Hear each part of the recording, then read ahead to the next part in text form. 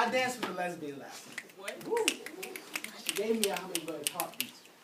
When their lips separated, the other girl leaves, our eyes meet, and with cumulus nimbus blonde hair flowing behind, she walked over, glided on me. Her hips did a figure 8, turn 180 degrees, then freeze with her back to me. Her eyes were blue and cold as dry ice. When she looked at me, my teeth chattered, bit my tongue, gave me frostbite in my brain food. Then she whispered like the winter wind high, "My name is Summer." So, of course, I didn't believe when our skin touched. This ignition gave a whole new definition to the word friction. She warmed me in places I didn't know could get cold. Made me feel like my previous state was absolutely zero. And just as I thought, how long can this last? She asked, "Would you like me to teach you how to dance with the women?" So we danced until our souls were numb and danced until our souls were one. She taught me to never give a space. So I like it that way. And keep your hands on her waist. Any higher is just stupid and any lower is impatient. Unless she insists.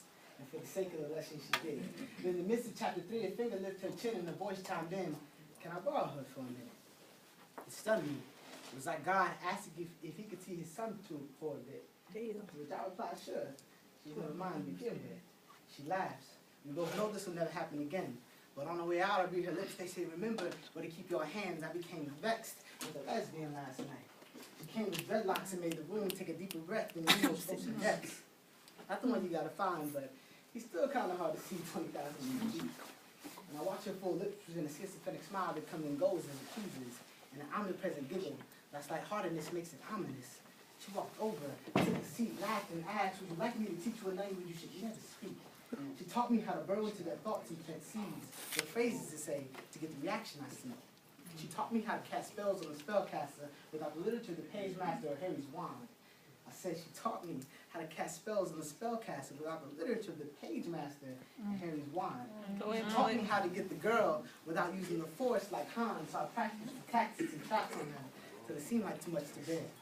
But just before I taste victory, this is what she said. The real question is, in the end, who is stuck in whose head? She said, "I win this game." We walked away and she stole her slide from the fox. Leaving behind under the sound of her laughter in my mind, I fell in love with a lesbian last night.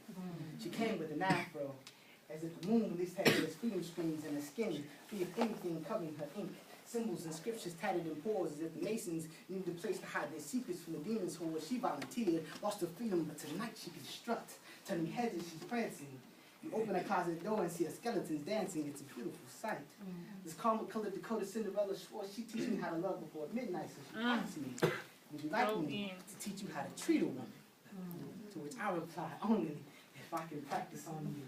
Okay. My brain with knowledgeable sentence, the first being that at times chivalry can be more effective than flirting, but the girl must be able to tell the difference.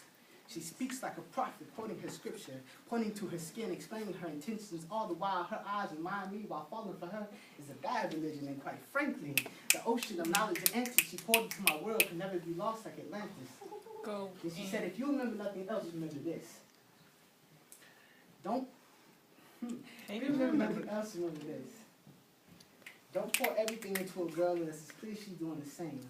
Serpent wasn't the only snake in the garden, and woman was her name. Damn. Not saying men are perfect, but lust and yearning were originally her game.